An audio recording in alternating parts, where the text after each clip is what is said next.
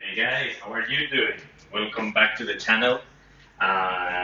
This morning, the idea, it's gonna take the entire day, but today I'm bringing you my third East Front game, and I am really excited because I'm bringing to you something that I've never used before. I don't even know how to use it, and that's kind of exciting. It's half tracks. I'm bringing some. This is a support unit. It's a Panther Grenadier support unit with on half tracks, and I don't know. Let's see how it goes. And because every time, I'm watching all these videos in YouTube. People that really know how to play, and they are always bringing half tracks and stuff like that. And I see those things. I like what I see, but I don't really know how to use them. Probably the cool part about those half tracks is the mobility. I don't know. I really want to give it a try, not only in this game but in future games, and because you also have like a variety of possibilities when you're playing, for example, Germans. Anyway, so look, Ladybug has set up a beautiful table. She has also chosen a Russian army list that does not include huge and expensive tanks, and the same goes for the Germans. Of course, the German tanks are more expensive and more reliable, but that's okay. And yeah, let's see how it goes. I'm gonna show you first the Russian army list, and then we go through the German army list. Let's kick off with the German. Sorry, with the Russian. All right. So the Russian army list.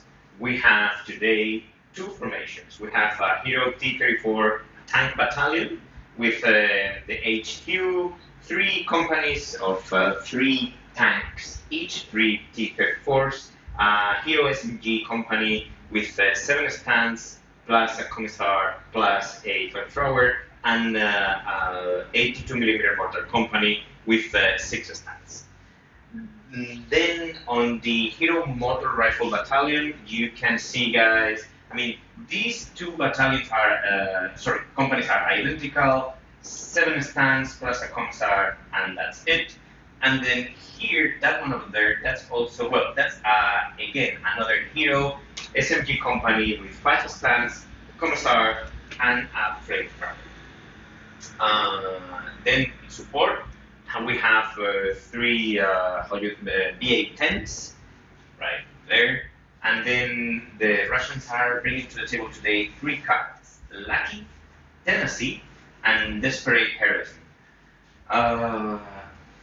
I really like this army list. It might seem that you're bringing like a lot of potatoes to the table, but these are not really, they are reckless.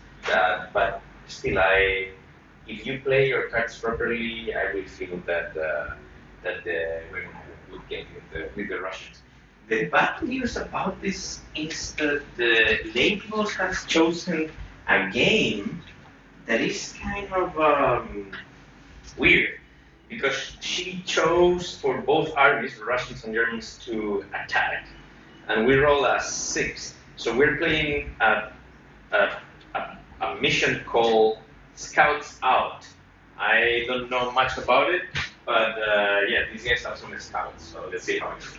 Okay, let's go through the German army. Okay, so the Germans are bringing today only one formation. It's a Panzer III. Well, it's a Panzer III armored tank company, but the only armored tanks that you get there are the HQ ones, the two Panzer III. Then the two Panzer III platoons, these ones here, the ones from the north of Africa, with three tanks each, are long barrel ones. Then these Panzer IV company are also long barrel ones, 7.5 centimeter. And then, as I told you before, we are bringing some armored Panzer Grenadier platoon with some half tracks, and these aircraft that I've never used before. These are a Stuka Tank Hunter, 3.7 centimeter. Let's see how they do. Oh, and the Germans are also, I forgot about that one, but yeah, they're also bringing one card. That's the Pure Black card. Okay, guys, so this is the Scouts Out mission. Let's have a look at the table and the deployment areas. Today's table is courtesy of Lady Boss. And basically, Lady Boss has done some sort of a farm close to the train station. Uh, there's no much stuff in this corner here. And then she wanted to have like a village here, and she put some little trees, like a path to take the people of the village properly to church. And then we have this field, a couple of houses, and stuff like that. Now, the Germans are attacking this morning, and the Germans are gonna be deploying here in this quarter, and I thought at first that it would be better for them choosing a place with a lot of little things to get some cover and stuff like that. But then I don't know if I made a mistake, because the Germans are not bringing to the table today like too much infantry units or too many infantry units. So anyway, let's see how it goes.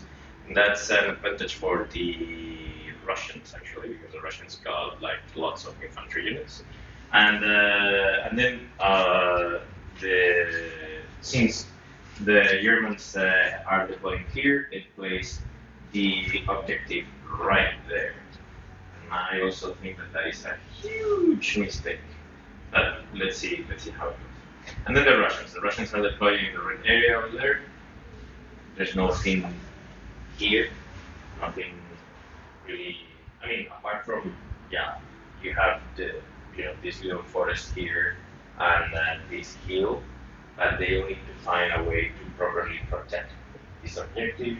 And then both armies have like the road they can use to get closer and closer to the enemy. The Russians can take this path and probably to get closer to the objective here.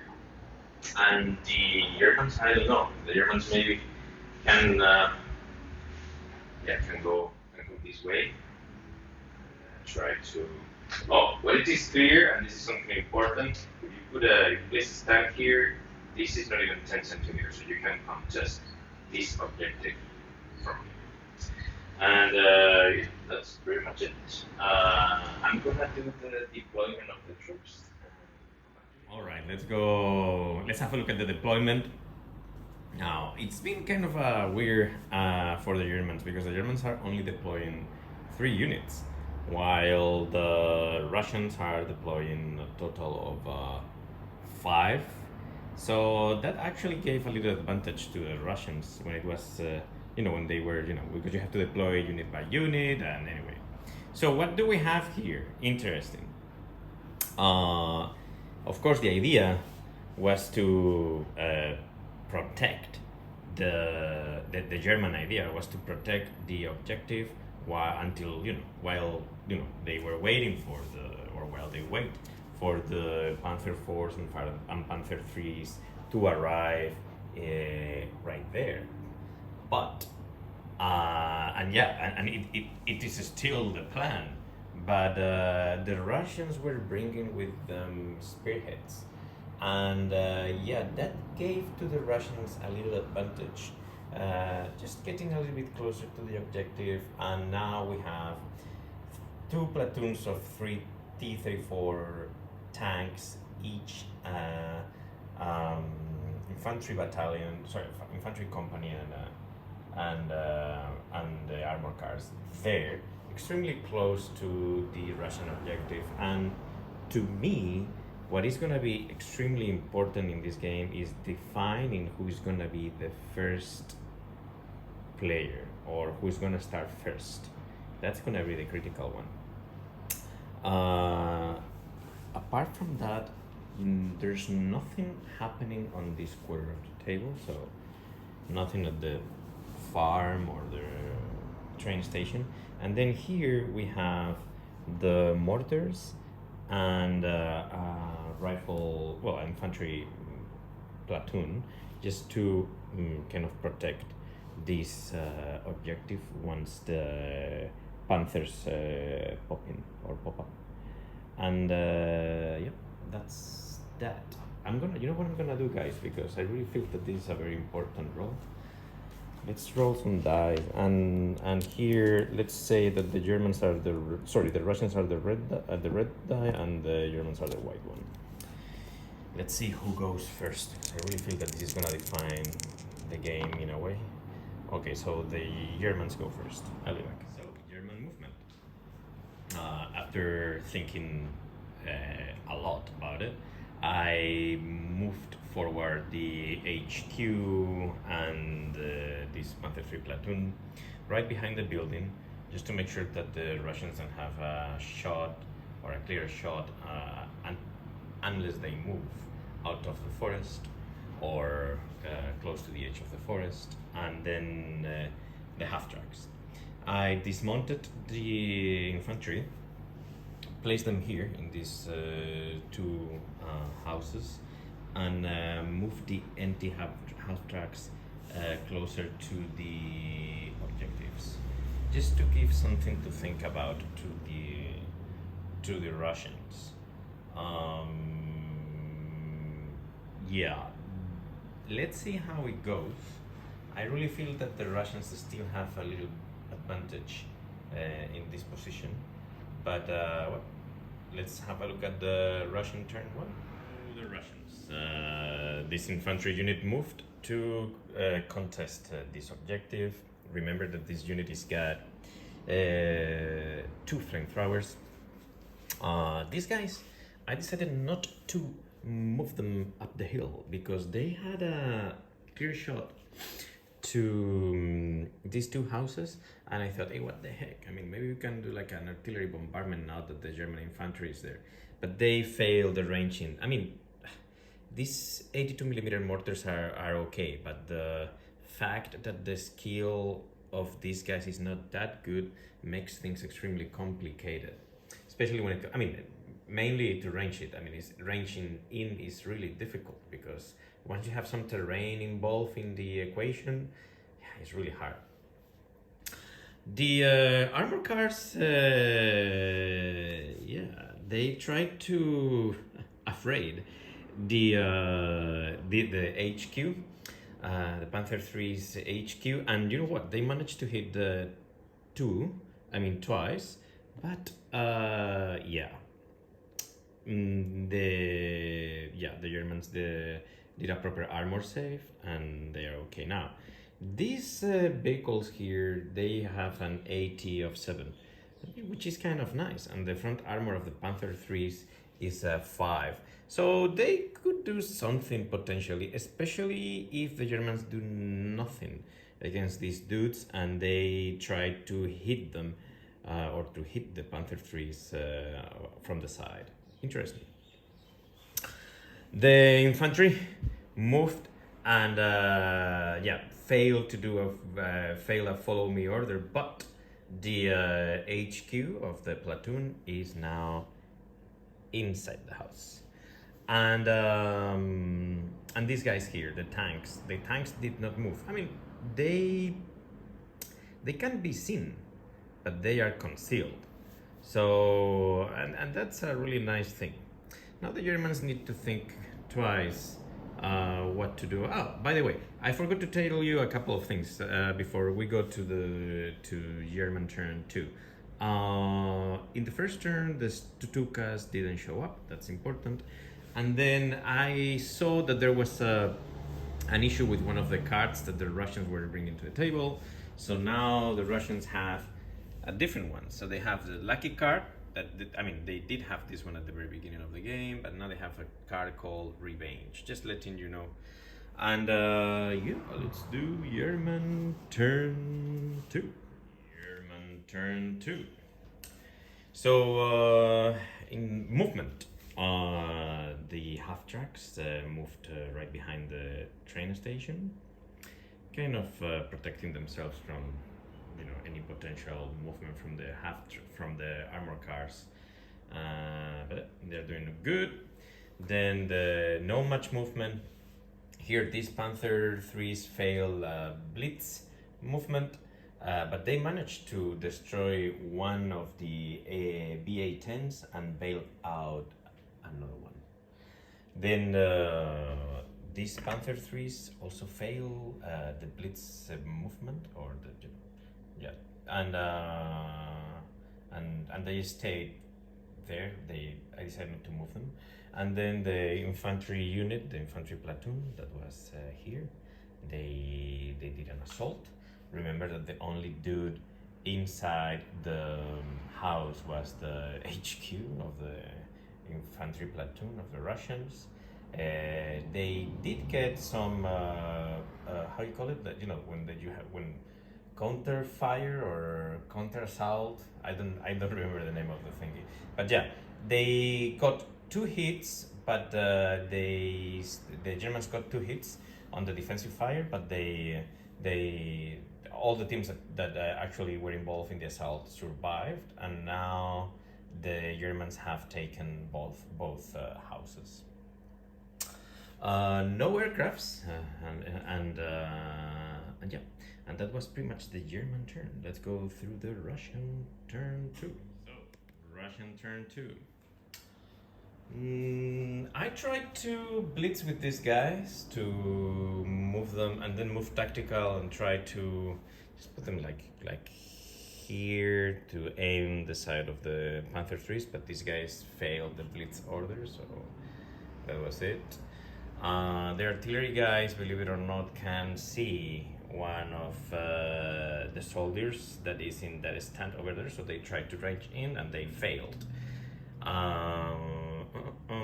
These guys went to ground, and look, I was thinking what to do. I have 6 T-34s. Let's do something. So I put some shooting on the houses, but nothing really happened. I mean, they managed to score 1-6, but they didn't kill anybody. So that's it. Let's go to German turn 3. So, German turn 3. So what happened? The half tracks here, they are not in a rush because the range of these dudes is just 3. They could potentially assault the half tracks in the next turn. I don't think about it. And then the main issue for the Germans this turn was kind of preparing for the worst case scenario, who happens to be the reserves coming of the Russians coming from this edge. Now, and that's the reason why now all the tanks are facing the village. I let that guy out of command, but protected by the house from all those T-34s. Then I moved the remaining 2 tanks of the platoon right there. Again, the idea is just making sure that they are not getting hit by all those T-34s, and at the same time they are close to the objective and prepared from any reserve coming from the Russians. And yeah, other than that, that was pretty much it. Let's do Russian turn 3. So Russian turn 3. The artillery managed to range in, and now these guys are pinned down, and no casualties, but pinned down anyway. And no reserves coming for the Germans, and the T-34s didn't manage to kill anybody in the houses. Other than that, that was the entire movement. I decided not to charge the half tracks because these guys have lots of machine guns that could have potentially ruined the assault. So, and extremely important, the armor cars managed to bail out one of the Panzer 3s of the HQ. Let's go to German turn 4. Okay, so German turn 4, we have some movement. Look at this. They took us right here, and they have destroyed the entire platoon of T-34s 3 times. Other than that, no movement here or there. The infantry managed to rally. The HQ Panzer 3, they moved and fired to these guys. They didn't manage to kill anybody, but the artillery is now pinned down, and the half tracks start firing against these guys here, and they didn't kill anybody, or they yeah, and they only managed to hit 3 times. So the infantry is not in that. So interesting. Let's see how it go. Yeah, Russian turn 4. Okay, I think I did it again. The Russians managed to get one reserve unit, and I moved them here, thinking that having the HQ of the Germans there would be, a perfect target, and apparently it wasn't. Not only these guys, 3 of them failed destroying any of the 2 tanks, but also the armor cars, even though they were firing from the rear, they didn't manage to destroy any of the 2, and that's bad. The artillery guys, right, and they kept bombarding this area here. They didn't manage to kill any team, but they did hit them, and therefore these guys are now pinned down. The German unit is pinned down, and that was the Russian turn 4. Okay, not very good news for the Russians. The Stukas showed up again, destroying one T-34 and bailing out another one. The Germans also got the 1 unit of reserves that tried to pin down the mortars, but even though they killed 1 team, they didn't manage to pin them down. The HQ moved down and tried to destroy the armor vehicles. They did destroy 1, and what else? And that was it. These troops remain stationary. The infantry unit in the houses managed to rally. That was it. Let's move to Russian turn 5. So, no reserves for the Germans. The armor vehicle managed to pin down 1 of the half tracks, and it is still fighting. So yeah, it passed the last stand check.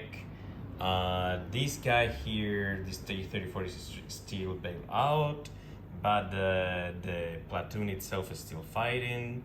This T-34 tried a lucky shot against this Panzer 3, but nothing happened. The T-34s that were stationary here managed to destroy 1 Panzer and bail out the other one. And this is the Panzer 3 HQ, by the way. And that was it. The Russians still have 2 platoons of infantry and 1 T-34 tank. So I mean, it's not looking very good, but it is what it is. Let's do German turn 6. So again, the Stukas, and the Stukas actually destroyed 2 more tanks and bailed out the 3rd one. So yeah, definitely MVP of today's game. But let's go slowly. First of all, the half tracks. The 2 of them moved. The 3rd one didn't manage to rally, and the 4th one tried to hit and destroy the armor car. It didn't happen, but it did bail out the car, which was actually a nice outcome. Now, this Panzer 3 fired back against this T-34, but didn't do anything. By the way, I forgot to tell you guys that in the previous turn, the artillery batteries managed to pin down and destroy 1 of the infantry units that are here, located close to the houses. These 3 tanks tried again to pin down the mortars. It didn't happen, but they did destroy 1 of the mortars, and that's okay because they won't get the bonus next time from being 5 units. So because there are only 4 remaining, the remaining Panther 3 of the HQ tried to destroy the bailed out tank, but it did not happen. And and these guys here moved closer to the Russian infantry unit that is gone on the ground, but they didn't manage to destroy or pin down the unit. And that was pretty much it. Let's go to Russian turn number 6. I'm expecting a lot of reserves coming for the Russians. Well, guys, big drama for the Germans. The artillery managed to destroy another team, pin down the infantry unit, and the infantry charge or assault successfully both houses. They didn't manage to kill anybody. No, they did. They killed 3 teams, and the 3 teams that. The 3 teams that were inside this building, and of course the guys here and the tank had to move away from the victorious Russian teams. So they are still contesting, but it's not looking that nice anymore. Also, the Russians got reserves, and we have 1 platoon here and another platoon here in the church. These 2 T-34s tried to destroy the Panther 3 that was standing here, but it didn't happen. And so far this is getting really, really interesting, because unexpectedly the Russians all of a sudden got a chance. Let's see what happens in the German turn 7. So, a number of things happening here. The Germans, the half-tracks, managed to destroy 1 team here and pin down the unit. The Panther 3s shoot and assault the mortars, killing 1 unit, but the mortars won the how you call it, the assault, and they are still alive. I like these mortars; they're tough, man. What else? Oh yeah, the Panther 3, the HQ. Tried to hit those infantry teams, but nothing happened. However, these 2 tanks managed to pin down the infantry platoon that is not only here, but here too. The infantry teams stayed put, didn't move at all. They are still contesting, but remember, we have some Russians here and there.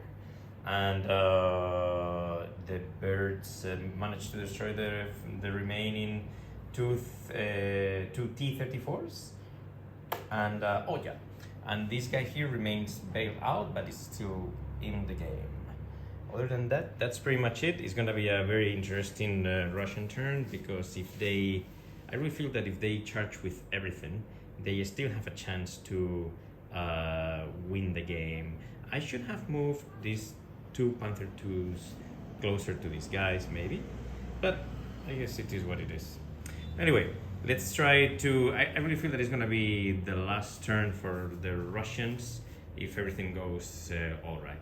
Okay, guys, so instead of explaining you what happened all around the table, I'm gonna focus here, because it's been crazy, and in a way it shows, or I learned a couple of things from this situation. Okay, so as I told you, what do we have here? We have the last 3 stands of the Panther Grenadiers that were here in the houses. The Russians managed to take them out of the houses in the previous Russian turn, and there were only 3 teams left. Also, the Panther 3 that was standing here moved away there, just 10 centimeters away from the assaulting and victorious Russian teams. Now, during this Russian turn, the Russian dudes that were here managed to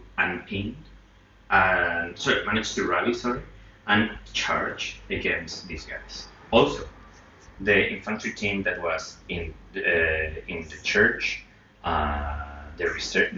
This is one of the two platoons that came from the reserves.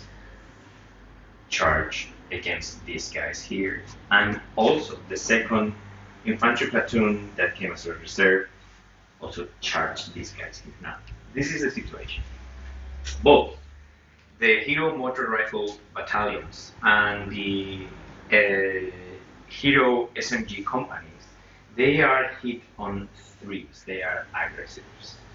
And even though the Panzer Grenadiers are pinned down, they still have a rate of fire of 2 each time. So when it comes to counter fire, meaning when a team is, well, a company is assaulting them, or a platoon is assaulting them, and they have this defensive fire, and in total they roll 2, 4, 6, and the machine guns of the Panzer III. So in total they are rolling 10 dice.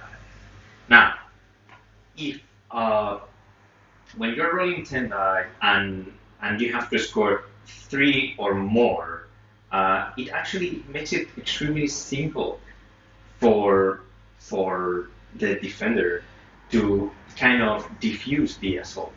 And that is exactly what has happened today. These guys charged. The defensive fire stopped them. Not only stopped them, but they lost 4 teams. Same thing with these guys, and same thing with this guy. So, I mean, they could have been lucky, the Russians, but it didn't happen. And it shows, or at least it has shown me, that, when it comes to assaults, you really want to get something better than aggressive troops, because it's extremely easy to stop the assault if you have the firepower or enough firepower. So I just wanted to mention this because I really think that was the. So and after this, I really feel that the Russians are done. Kudos for these beautiful Stukas. Extremely expensive, but at the same time, boy, it wasn't guaranteed. But when you are trying to hit reckless units, even with a 2+, even if you need a 3+, it wasn't that hard, especially when you're rolling 4 die. So that was really good. And then with a crazy firepower of, I think the firepower of these guys is like 9. There you go. I don't know. It was truly amazing. And then the Stukas themselves managed to destroy, if not almost all the T-34s in this game. So really cool. Of course, you are always, with the aircrafts, how it goes. You need to roll. You never know if they're gonna show up or not in your turn. But in this particular game, they work out really cool and really well. So anyway, that was pretty much it. Learnings, I cannot give you many learnings apart from what I mentioned here. The amazing rate of fire and how difficult it is charging or assaulting with aggressive troops. How beautiful the Stukas work against not experienced troops, and I still don't know how to play with Russians. I'm gonna keep working on it. Anyway, I hope you guys enjoyed it, and hopefully I'll see you soon. Take care.